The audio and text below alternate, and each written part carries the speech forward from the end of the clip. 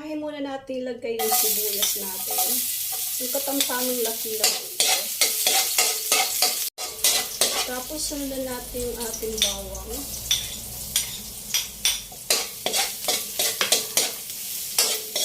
Ganitong kulay yung bawang natin, yung medyo brown siya.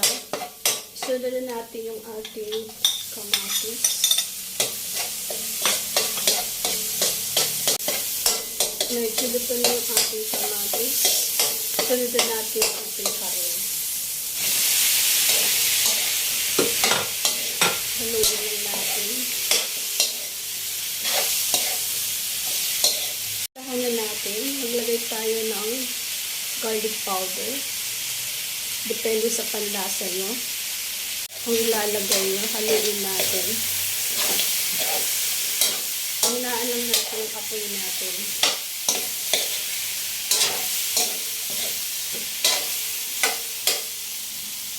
Lalagay ako ng oyster sauce. Konti lang ang ilalagay ko. Kaya depende kung gaano kadami o ako tayo ilalagay nyo. Ayan. Haluin natin.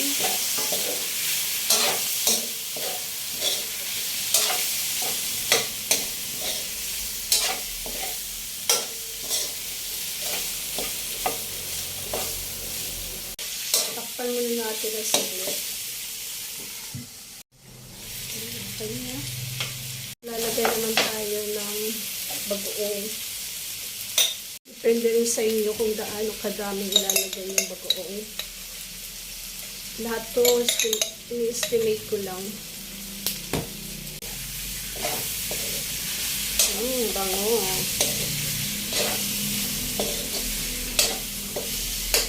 Pag kulang, pwede naman natin pagdagan.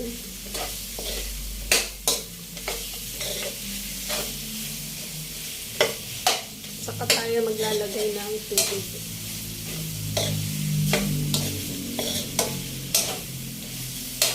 Takpan muna natin saglit para na maglalagay na tayo ng tubig.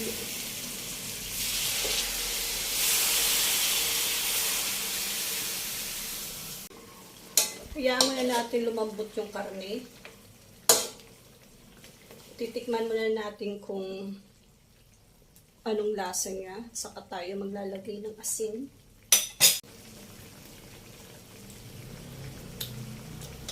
Alalay lang po yung paglagay ng asin. Kung matabang, saka lang natin dagdagan ng asin. Tikman natin ulit kung tama lang ba yung pagkakalagay natin ng asin.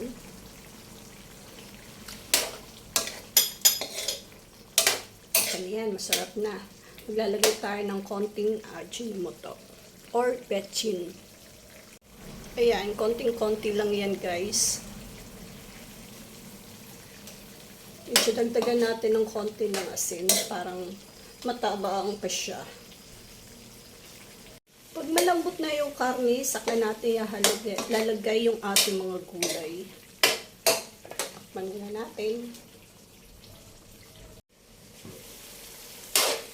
Yan, oh. Parang matigas pa yung karne.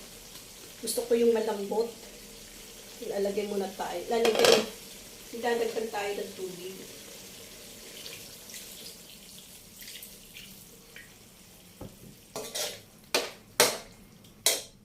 Yan lang muna.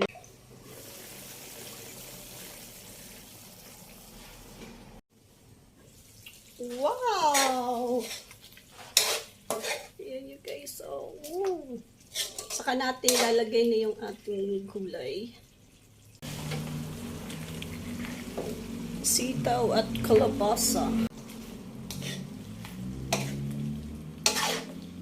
Tikman natin mamaya. Baka matabang dahil naglagay tayo ng kalabasa at sitaw.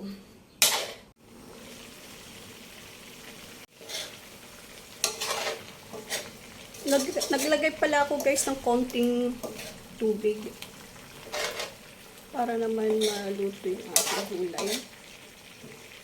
Tikman natin.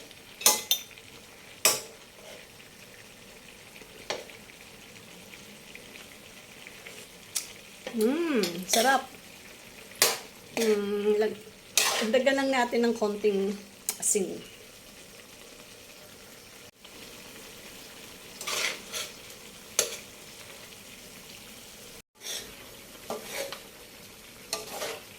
Ang bango. Wow! Luto na yung gulay. Okay na to. So, sarap nito. Mapapararing kain ng kanin. Ito na yung ating binagoong karne or baboy. Ayan guys. Okay na to. Thank you for watching. Bye-bye.